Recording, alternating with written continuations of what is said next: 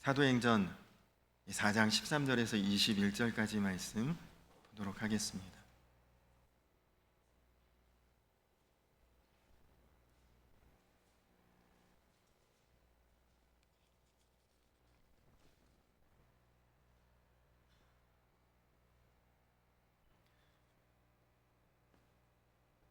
신약성경 사도행전 4장 13절에서 21절까지 말씀을 저와 여러분들이 한 절씩 교독하도록 하겠습니다.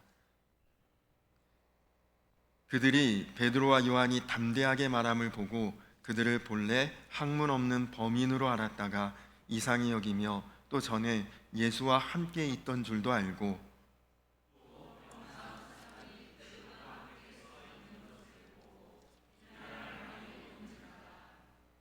명하여 공회에서 나가라 하고 서로 의논하여 이르되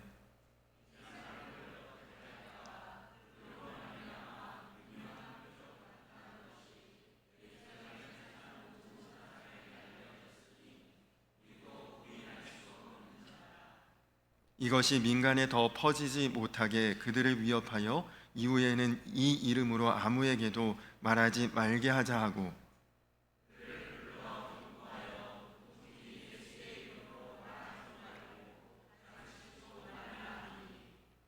베드로와 요한이 대답하여 이르되 하나님 앞에서 너희의 말을 듣는 것이 하나님의 말씀을 듣는 것보다 옳은가 판단하라.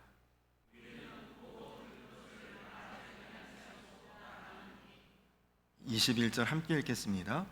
관리들이 백성들 때문에 그들을 어떻게 처벌할지 방법을 찾지 못하고 다시 위협하여 놓아주었으니 이는 모든 사람이 그 된 일을 보고 하나님께 영광을 돌림이라.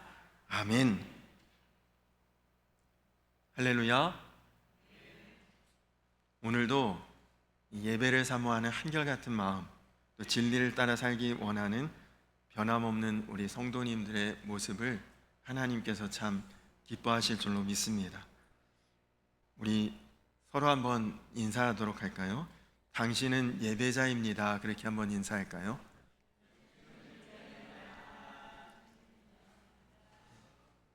우리 한 번 더 인사하겠습니다. 당신은 하나님의 자녀입니다. 그렇게 한번 인사할까요?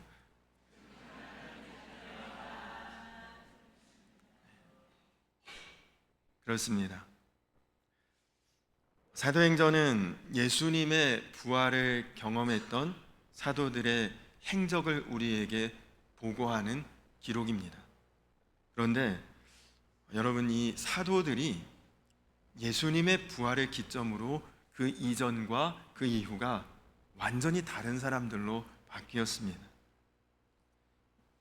오늘 본문 말씀도 바로 그 사건을 우리에게 전하고 있습니다. 이렇게 확 달라진 사도들이 예수님의 복음을 담대하게 전할 수 있었던 이유가 무엇이냐? 그것은 오늘 말씀 중에 베드로가 고백했던 말에 그 답이 있습니다. 보고 들은 것을 어떻게 말하지 않을 수 있겠느냐? 내가 봤는데, 내가 들었는데 그거 어떻게 말하지 않고 가만히 있겠냐? 그 신앙 고백이죠. 여러분 다 아시는 것처럼 예수님 부활 이전에 이 제자들은 숨기 바빴고 도망치기 바빴고 피하기 바빴고 전혀 예수님 곁을 지키지 못하는 사람들이었습니다. 예수님이 십자가에서 죽으시고 또 무덤에 묻히시고 사흘 만에 부활하시기 전까지 제자들은 그냥 다락방에 모여서 숨어서 들키지 않기만을 바라고 있었습니다. 그런 제자들이 갑자기 이렇게 시일이 1, 2년 흐른 것도 아닙니다. 그냥 한 달도 안 되는 며칠 새에 이 사람들이 완전히 이렇게 뒤바뀌어 버린 것이죠. 그들은 매 맞는 것도 즐겁고 감옥에 갇히는 것도 감사하고 그렇게 복음을 증거하다가 한 사람도 예외 없이 결국은 다 순교자가 됩니다. 그 제자들이 보고 들은 것을 말하는데 그 엄격하다는 유대교도, 그 대단한 로마 권력도 그들의 입을 틀어막지 못하는 것이죠. 여러분, 한때 이 지구상의 절반 이상을 차지했던 것이 공산주의 이론입니다. 그러나 여러분, 지금 공산주의 국가라고 말할 수 있는 나라가 얼마나 됩니까? 100년이 되지 못해서 다 사라지고 없어지고 무너졌죠. 왜냐? 그 거짓 기초에, 거짓 이념에 기초하고 있었거든요. 공산주의는 다 잘 살게 된다. 그렇지 못했잖아요. 그러나 예수님의 부활은 초대교회에 엄청난 영향이 있었고, 그리고 엄청난 능력이 있었고, 그것이 2000년이 지나서 지금 오늘 우리들에게도 그대로 전해지고 경험이 되고 있는 것입니다. 실제가 아니라면 이럴 수가 없는 거죠. 유치원에 다니는 한 꼬마 어린아이가 그 친구의 아빠, 유치원 다니는 아이의 부모님이니까 나이가 썩 그렇게 많진 않았겠죠. 그런데 그 많지 않은 나이에 그 친구의 아빠가 갑자기 돌아가셔서 그 친했던 친구가 며칠 동안 유치원에 나오지 못하다가 결국은 유치원을 그만두게 되었다고 합니다. 그래서 마음이 아픈 이 어린 꼬마가 엄마에게 질문을 했대요. 엄마, 하나님은 왜 친구 아빠를 그렇게 일찍 죽게 했어요? 그 아들이 갑자기 질문하는데 대답이 궁했던 엄마가 이렇게 대답했답니다. 그 아빠는 착한 분이셨는데 하늘나라에 꼭 필요한 분이라 하나님이 일찍 데려가신 거야. 그렇게 대답을 했답니다. 그랬더니 그날 저녁에 잠자리 들기 전에 엄마하고 그 아이하고 같이 기도하는데 아이가 이렇게 기도하더랍니다. 하나님, 착한 사람은 빨리 데려가신다고 엄마가 그러던데 저는 솔직히 말해서 착하지 않습니다. 그렇게 기도했답니다. 여러분, 이 어린아이도 죽음에 대해서는 무엇인가 두렵고 그리고 무섭고 막연한 그런 마음이 있다는 거죠. 어린아이만 그렇겠습니까? 우리 아무리 오래 살고 많이 살았어도 다 죽고 싶은 마음은 누구에게나 없잖아요. 여러분, 이 아이가 천국이 어떻고 하나님이 어떤 분이신지를 정확히 모르고 죽음에 대해서 이렇게 두려워하고 있는데 오늘 말씀에 나오는 이 제자들은 죽음을 무릅쓰고, 아니, 죽음을 넘어서는 그런 마음을 가지고 있습니다. 사도행전은 사실 3장까지는 굉장히 분위기가 좋습니다. 화기애애하고 따뜻한 내용들이에요. 성령의 임재가 있고 교인들이 날마다 교회에 모이면 떡을 나누고 교제하고 교회가 매일매일 그 믿는 숫자가 더하고 그리고 내 것이 없이 서로 사랑으로 하나 되고 사도행전 3장까지는 너무너무 교회의 분위기가 은혜롭고 좋았습니다. 그러나 이 4장이 시작되면서 문제가 생겨요. 왜냐하면 예수 그리스도의 부활을 증거했다는 이유로 베드로가 체포당합니다. 여러분, 참 이상하죠? 근데 베드로가 체포당한 정확한 이유는 예수님이 부활했다는 것을 전한 것이 아니라 나면서부터 걷지 못하는 안진뱅이를 일으켰기 때문에 그가 체포를 당하거든요. 여러분, 구원의 복음이 전해지고 그리고 걷지 못하는 자가 치유되고 회복되었는데 왜 그것이 체포당할 이유입니까? 왜냐하면 그것이 복음이기 때문입니다. 여러분, 복음은 그냥 좋은 말씀이 아닙니다. 착하게 살아라, 죄 짓지 말아라, 선하게 살고 베풀며 살아라. 여러분, 이것은 복음이 아니거든요. 불교는 그렇게 말 안 하겠습니까? 다른 종교는 그런 얘기 안 하겠습니까? 이런 정도 얘기는 누구라도 다 합니다. 그러나 십자가의 복음은 무엇이냐? 죄와 저주에서 우리가 구원받았다. 이게 복음이지. 죄와 마귀의 종노릇 하던 사람들이 하나님의 자녀가 되고 구원받아 천국과 영생을 얻게 되는 것이, 이것이 우리가 전하는 복음입니다. 그래서 여러분, 사실 복음은 전쟁 선포입니다. 성령과 악한 영이 싸우고 갈등하고 대립하는 시작이 복음이 전해지는 순간부터 무서운 영적 싸움이 일어나는 것이죠. 그래서 복음이 전해지는 것마다 항상 문제가 일어나고 다툼이 생깁니다. 저도 여러 차례 이 미전도 종족, 그리고 세상과 단절된 오지 미신이 들끓는 곳에 단기 선교를 가봤는데, 그런 데서 복음 전하면 꼭 문제가 생기고 사건이 일어나요.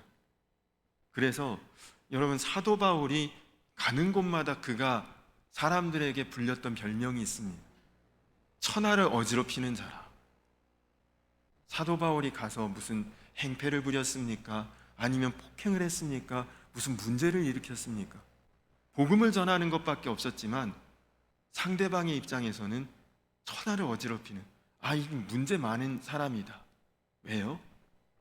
그때까지는 어둠의 권세, 사탄의 종노릇하는 그런 세상에서 살고 있다가 예수 그리스도의 복음이 전해지고 온전하고 바르고 선하고 복된 삶이 전해지니까 그 이전에 살던 인생과는 문제가 생기는 거지. 여러분, 우리도 마찬가지입니다. 아무도 예수 믿지 않는 가정에서 내가 예수를 믿기 시작한다? 내 주변에 아무도 교회 다니지 않는 사람들 틈에서 내가 신앙생활 하기 시작한다? 그러면 분명히 문제가 생기고 갈등이 생기고 부딪힘과 거부당함이 일어나게 되어 있습니다. 여러분, 단기 선교를 가서 복음을 전하면 무슨 싸움을 거는 것도 아니거든요. 먹을 것 나눠주고 또 필요한 것 나눠주고, 하다못해 볼펜이라도 한 자루씩 나눠주면서 그렇게 선한 활동을 하지만 절대 환영받지 않습니다. 눈치 보고 처음에는 조금 받다가 정말 십자가의 복음이 전해지면 그때부터는 아주 거부하고, 그리고 피하고, 그리고 막 맞서고, 그런 일들이 일어나거든요. 오늘 이 초대교회의 이런 모습처럼 순교할 정도의 일은 벌어지지 않지만, 그러나 그렇다고 환영받지도 못합니다. 근데 여러분, 우리가 복음을 전하는 자가 되려면, 복음을 전하는 정도도 아니고 정말 온전히 믿음으로 신앙으로 살려면 두려움에 흔들리지 않는 분명한 믿음이 있어야 된다는 것이죠. 그런 믿음이 준비되지 못하면 그는 결코 복음을 전하는 사람이 되지도 못하고, 그리고 복음을 드러내며 살지 못하게 됩니다. 오늘 말씀에 베드로와 요한을 한번 보십시오. 이 두 사람은 핍박 앞에서 지금 완전히 다른 사람이 됐습니다. 그들이 지금 사내들인이라고 하는 공회에 끌려왔거든요. 이 사내들인 공회는 우리나라로 치면 국회의사당과 대법원 이런 것이 다 합쳐진 기구입니다. 그냥 정치, 종교, 그리고 행정, 나라의 모든 일들을 다 관장하는 71명의 지도자들이 모인 곳이 바로 이 공회입니다. 여기서는 그 사람 살려라 죽여라 재판도 다 합니다. 여러분, 예수님이 죽으신 것 여기서 재판에서 죽이라고 했거든요. 빌라도는 그냥 집행만 했을 뿐이지 결정권은 없어요. 근데 예수님이 재판받으실 때 여기까지 따라왔던 베드로, 그때는 벌벌 떨고 무서워하면서 나는 그 사람 모른다, 그를 저주까지 하며 그렇게 3번이나 부인했던 그곳에 베드로가 지금 다시 왔습니다. 그런데 그때는 그렇게 쥐죽은 듯이 떨며 무서워하며 겁을 내던 그 베드로가 오늘 뭐라고 말합니까? 내가 보고 들은 것이 있는데 이것을 말하지 아니할 수가 없다. 지금 그렇게 바뀌었어요. 여러분, 만약에 누가 여러분을 붙잡아다가 대법원 앞에 그 재판받는 자리 한가운데 여러분 혼자 딱 서 있고 그 앞에 재판관들 여럿이 무서운 눈초리로 여러분을 내려다보고 있다. 그렇게 신문 받는다면 여러분은 기분이 어떨 것 같으셔요? 아마도 그런 자리에 있으면 누구라도 주눅 들고 위축되고 기가 죽고 떨리지 않겠습니까? 근데 지금 베드로와 요한은 전혀 떠는 기색이 없습니다. 오히려 담대하게 말합니다. 원인이 무엇입니까? 어떻게 이렇게 한순간에 달라졌습니까?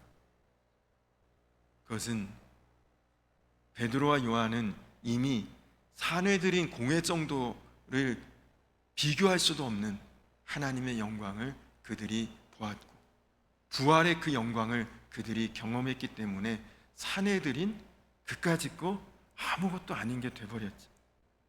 여러분, 마치 어린아이가 황소만 봐도 이악 하고 크다고 놀라던 아이가 동물원 가서 코끼리를 한번 봅니다.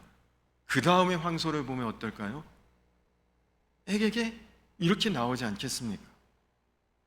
예전에 사내들인 공회원 71명 이 앞에 끌려왔을 때는 죽을까봐 겁나고 두려웠는데 하늘 영광을 이미 보고 부활하신 주님의 영광을 경험하고 났더니 사내들인 그거 별거 아닌 것처럼 지금 보이는 거지.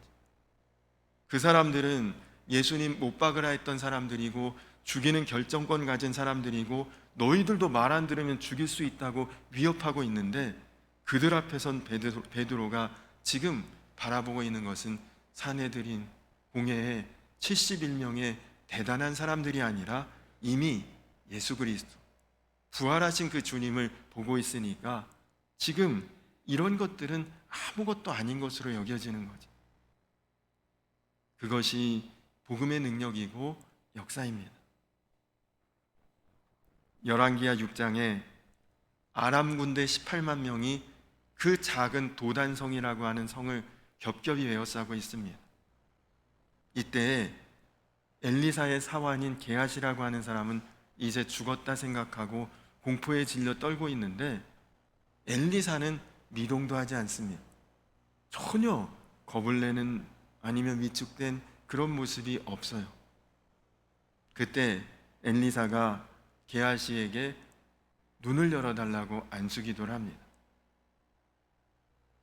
여호와여, 이 사환의 눈을 여심해 저가 불말과 불병거가 산에 가득하여 이 성읍과 엘리사를 둘러선 모습을 보게 하소서. 실제로 눈이 열리고 그깟 18만 명의 군대, 사실 많은 숫자죠. 그러나 겨우 성을 몇 겹 포위한 정도의 그 군대와 하늘과 땅을 가득 메운 하늘의 불말과 불병거의 군대를 보고 나니까 18만 명의 군대는 아무렇지도 않게 여겨지는 것입니다. 여러분, 우리가 예수님을 알면 또 그리고 그분을 만나게 되면 더 이상 세상에서 대단하다, 놀랍다, 엄청나다 할 만한 문제는 없어집니다. 그 어떤 것도 여러분을 두렵게 할 만한, 떨리게 할 만한 일들은 사라지는 것이죠. 우리가 여전히 예수님을 믿어도 막연하게 믿고 있으니까 예수님을 믿어도 삶이 변화되었다고 당당히 고백할 거리가 없는 것입니다. 우리가 정말 예수님을 알고 만나고 바라보는 눈이 뜨이고 나면 세상에 그동안에는 큰 것도 많았고 놀랄 일도 많았지만 예수님 만나고부터는 그런 것들이 대수롭지 않게 여겨지는 것이죠. 지금 대제사장들과 장로들이 베드로가 자기 앞에서 담대하게 복음을 전하고 말하는 것을 들으면서 뭐라고 이야기합니까? 오늘 말씀 13절에 보면 그들이 베드로와 요한이 담대하게 말함을 보고 그들을 본래 학문 없는 범인으로 알았다가 이상히 여기며, 아니 배운 바도 없고 무식하고 물고기 잡던 저 사람들이 평범한 사람인 줄, 범인인 줄, 평범한 인간들인 줄 알았는데 어떻게 이렇게 조리 있게 말하고 담대하게 말하고 막힘없이 말할 수 있느냐? 이들이 지금 깜짝 놀라고 오히려 자기들이 어안이 벙벙하고 위축됩니다. 여러분, 지금까지 사내들인 공회에 끌려와서 이 공회원들이 재판하며 말할 때 변변히 대답할 수 있는 사람 아무도 없었거든요. 여러분, 공부 많이 한 사람은 그런 데서 조리 있게 말할 수 있을까요? 사람이 마음에 두려움이 탁 오면 할 말도 못하게 됩니다. 근데 베드로와 요한, 아니 이거 변변히 배운 바도 없는 이런 평범한 이 사람들, 이런 자들이 어떻게 이렇게 당당하게 말할 수 있을까? 사실 자기들이 막강한 권력을 가지고 대단한 존재들이라고 생각하고 있었지만 예수님 바라보는 믿음을 가진 자 앞에서는 그들이 오히려 위축되고 기가 질리고 있습니다. 여러분, 좋은 학교 나와야 전도 잘합니까? 복음 잘 전합니까? 많이 배워야 말 잘합니까? 그렇지 않더라고요. 똑똑하다고 하시는 분들, 그보다 조금 더 똑똑한 사람들 앞에서 아무 말도 못해요. 여러분, 많이 배워서 말 잘하는 사람과 예수님께 은혜 받고 복음 전하는 사람은 말하는 것이 다릅니다. 그 차이는 엄청납니다. 그냥 똑똑하고 배워서 말 잘하는 사람은 자기보다 더 나은 사람 앞에서는 아무 말 못하고, 혹은 오늘 말씀과 같이 누가 핍박하고 두렵게 하면 입을 딱 닫아버립니다. 두려움 앞에서는 아무 말도 못해요. 그러나 예수님 바라보며 말하는 사람은 두려움 앞에서 당당할 수 있습니다. 많이 배운 사람 앞에서 전혀 문제될 것 없습니다. 왜냐? 더 크신 분을 이미 알고 있으니까. 아무리 많이 배워서 많이 한들 하나님보다 더 알 사람이 있겠습니까? 그 입을 막을 수 있는 사람은 그 어떤 사람도 그 어떤 것도 없는 것이죠. 그래서 베드로와 요한은 오히려 당당하게 그 사내들인 공회원들에게 천하 인간의 구원을 받을 만한 다른 이름은 예수 그리스도 외에는 없다고 거기서 오히려 전도하고 있습니다. 사도행전 4장은 복음을 전하는 사도들에게 핍박이 임하는 것을 우리에게 보여주고 있는데, 여러분, 오늘 우리도 동일합니다. 오늘 우리도 똑같아요. 죽인다고만 하지 않을 뿐이지 우리가 예수 믿는 티를 낸다, 교회 다니는 것을 보여준다, 우리가 신앙생활 한다, 그러면 분명히 우리도 거슬려지는 일이 있고 어려운 일이 있을 수 있고 사람들이 우리를 달리 보고 외면하고 또 우리가 외톨이가 될 수도 있습니다. 여러분은 준비되셨습니까? 어떤 고난 앞에서도 흔들리지 않고 당당할 수 있고, 그리고 주님을 따를 그 준비가 되셨습니까? 두려워하지 마시기 바랍니다. 예수님께서 여러분을 고난의 길로 인도하셔도 예수님 인도하시는 길이면 그게 축복의 길인 줄로 믿으시기 바랍니다. 어떤 두려움도 여러분을 묶을 수가 없어요. 우리에게 정말 그럼 두려운 순간은 언제냐? 예수님 바라보지 못하는 그때가 사실은 두려운 순간입니다. 예수전도단이라는 선교단체의 오대원 선교사님이란 분이 한 번은 미국에서 한인 2세 중학생들을 데리고 여름 수련회를 할 때에 한 일주일 정도를 뉴욕의 할렘가에 데리고 가서 그 아이들과 노방전도를 했다고 합니다. 여러분, 중학교 2학년이면 사춘기 청소년들 제일 민감할 때 아닙니까? 그런데 그런 아이들을 데리고 뉴욕의 할렘 가면 여러분 대낮에도 총기 사고가 나고 하여간 미국에서 제일 극심한 우범지대가 뉴욕의 할렘가인데요.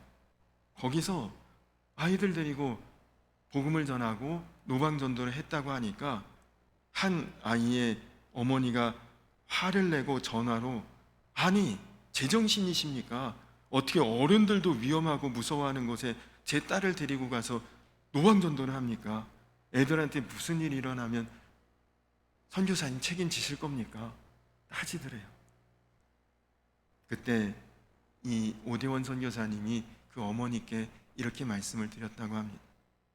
어머니, 이 청소년들, 젊은이들에게 방학 동안 제일 위험한 곳이 어디인지 아십니까?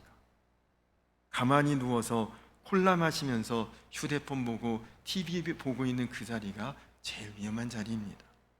그 자리가 사탄이 아이들 마음대로 가지고 놀 수 있고 그리고 주물르는 그런 자리입니다. 거기서 대부분의 아이들이 유혹받고 타락하고 넘어지고 있습니다. 그렇지만 하나님께 순종하면 하나님이 끝까지 지키십니다. 지금까지 이 노방전도에서 한 번도 어려움 당한 그런 아이는 없었습니다. 여러분, 예수님과 함께 있는 곳이 가장 안전한 곳이고 그 예수님을 바라보지 못하는 그때가 제일 위험하고 두려운 순간인 것을 아셔야 합니다. 예수님 바라보는 눈이 뜨이면 지금 위험했던 것이 귀한 자리가 될 수도 있습니다. 지금 편하고 안락하고 좋은 것이 영적으로는 오히려 위험한 자리일 수도 있습니다.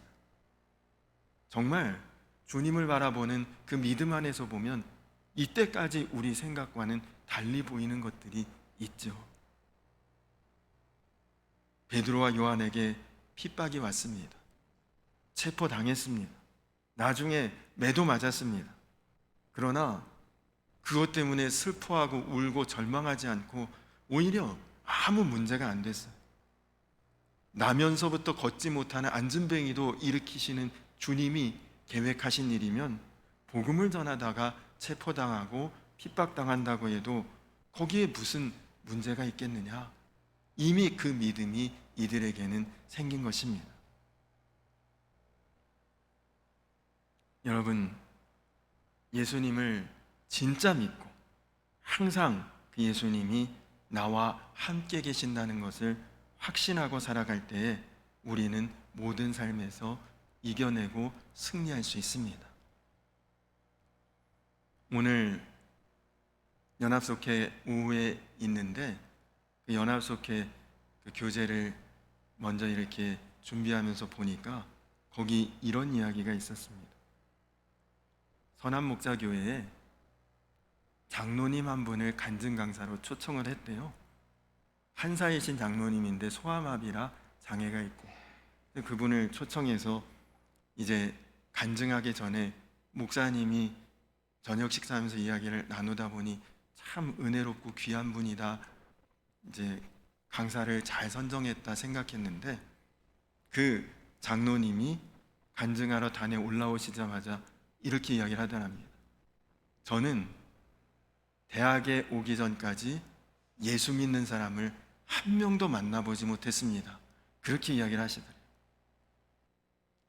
여러분, 대학에 왔다는 것은 그래도 한 20년 세월은 살았다는 것 아닙니까? 근데 우리나라에서 20년 동안 살면서 예수 믿는 사람을 한 번도 마주치지 못할 때가 어디 있을까요? 그런 오지나 그런 외딴 곳이 지금은 거의 없지 않습니까? 이 목사님이 이분 좀 과장이 심한 분이시구나, 진실하지는 못하시겠구나, 마음에 딱 그 생각이 들어서 벌써 은혜가 딱 안 되더래요. 근데 그 장로님이 바로 다음에 이런 말씀을 하시더랍니다. 교회 다니는 사람은 많이 봤습니다. 그러시더래요. 교회 다니는 사람 많이 봤지만 예수 믿는 사람은 본 적이 없다. 그 이야기를 듣고 마음에 큰 찔림이 있었다. 그런 이야기를 그 교재에서 제가 봤는데 그것을 보면서 저도 그렇고 참 우리가 교회 다니는 정도에 만족하고 있지는 않은가? 정말 예수 믿고 사는 자인가?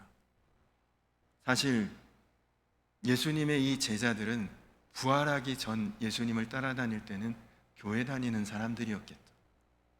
그러나 부활하신 예수님을 만나고 난 이후에는 예수 믿는 사람들이 된 것입니다.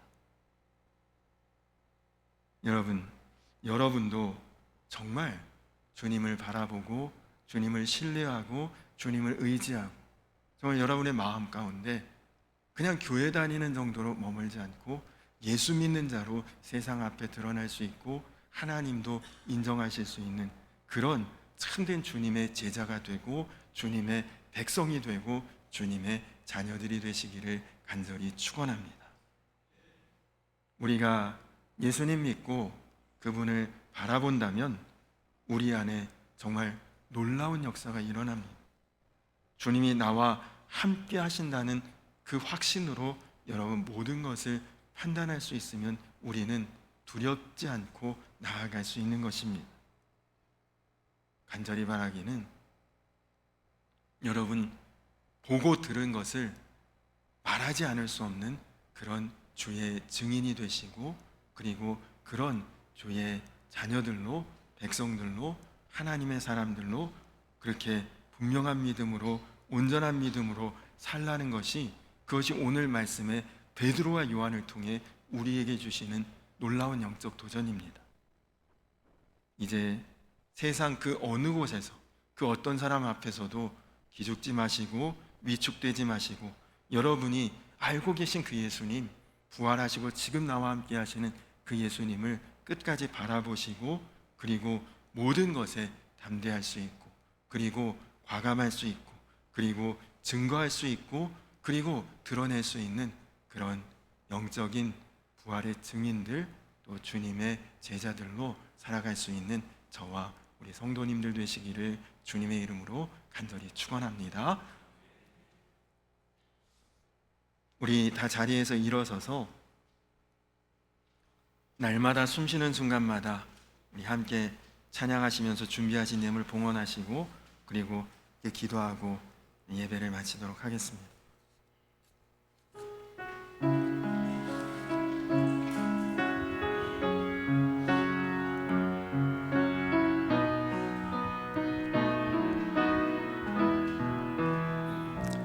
날마다 숨쉬는 순간마다 내 앞에 어려운 일 보내 주님 앞에 이 몸을 맡길 때 슬픔 없네, 두려움 없네. 주님의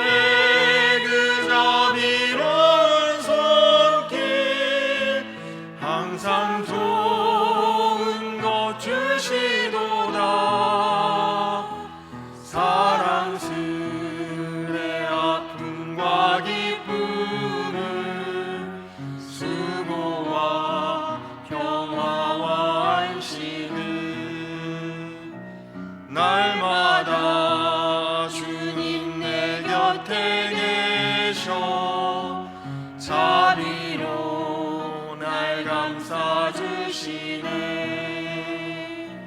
주님 앞에 이 몸을 맡길 때 힘주시네, 위로함 주네.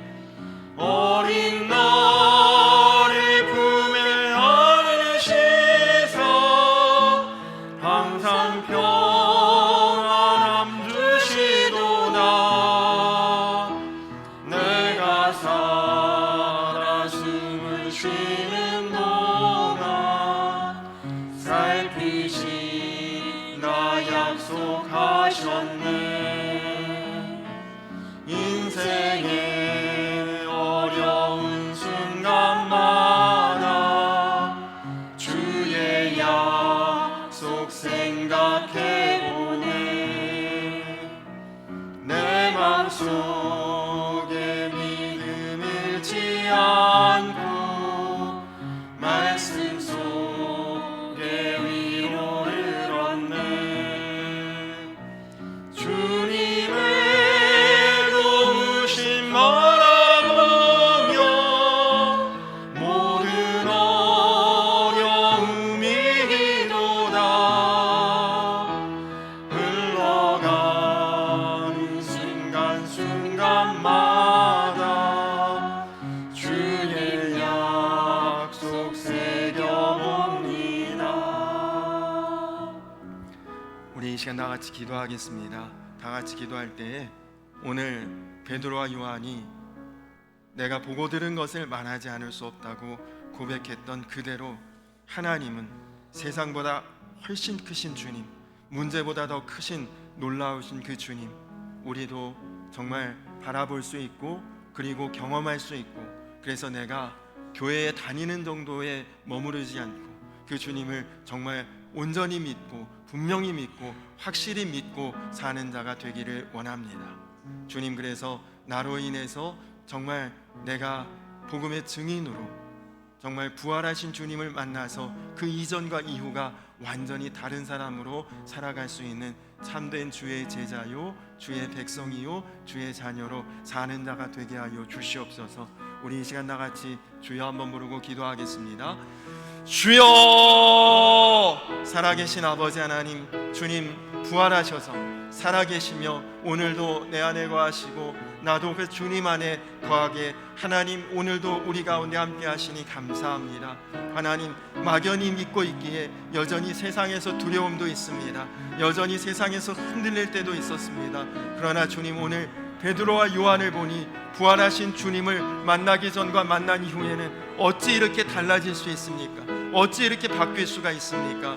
하나님, 이제는 나도 분명한 신앙 고백 위에 하나님 정말 교회를 다니는 정도의 성도가 아니라 정말 예수 믿는 자로서 부활의 증인으로서 하나님 세상의 그 어떤 것에도 마음 두려워하고 그리고 주님 마음 가운데 염려하는 그런 믿음이 아니라 이제는 정말 주님 앞에서 온전한 믿음으로 확실한 믿음으로 하나님 세상에 주의 복음이 나를 통해 드러날 수 있는 산증인으로 살아갈 수 있도록 주의 백성이요 주의 제자요 주의 자녀요 하나님 정말 주님께서 인정하실 만한 그런 견고한 믿음으로 담대한 믿음으로 세상 가운데 드러날 수 있도록 그래서 주님 나로 인해서 정말 주님이 부활하셨다는 것이 온전히 드러날 수 있는 확실한 삶이 되게 하여 주시옵소서.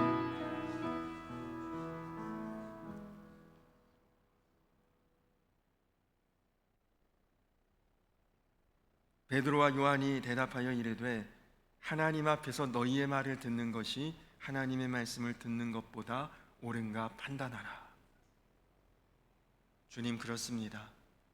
세상에 그 어떤 대단한 일, 그 어떤 놀라운 일이 있어도 그것이 하나님 앞에서도 그렇게 대단하고 놀라운 일일지를 항상 생각하고 우리가 눈을 들어 주를 바라보며 부활하신 주님 만나기 전에 베드로와 요한, 만난 이후에 베드로와 요한이 정말 이렇게 완전히 다른 사람 되었듯이 우리도 부활하신 예수님을 우리 마음 가운데 구주로 바라볼 수 있고 또 그리고 경험할 수 있고 그래서 우리의 인생이 정말 확 달라진 인생 되게 하시고 세상 가운데 더 이상 두려워 떨며 기죽고 위축된 자가 아니라 이제는 담대하며 승리하며 주와 함께 거하며 나아가는 주님의 제자요 자녀요 백성 되게 하여 주시옵소서.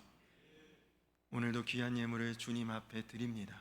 주여, 이 예물을 드리기 위해 시간과 또 모든 노력과 수고와 애씀을 통해 주님 앞에 헌신한 사랑하는 모든 성도님들 주님께서 그 마음과 삶을 살펴주시고 채워주시고 그리고 주의 은혜와 축복으로 덧입혀 주시옵소서. 이제는 우리를 죄에서 구원하신 우리 구주 예수 그리스도의 크신 은혜와 아버지 되신 하나님의 놀라우신 사랑과 하나 되게 하시는 성령의 교통하심이 이제 주님 안에서 흔들림 없이 견고하고 온전한 믿음으로 부활의 증인되어 살아가기를 소원하는 사랑하는 모든 주의 백성들 위에 이제로부터 영원토록 함께하여 주시기를 간절히 축원하옵나이다. 아멘.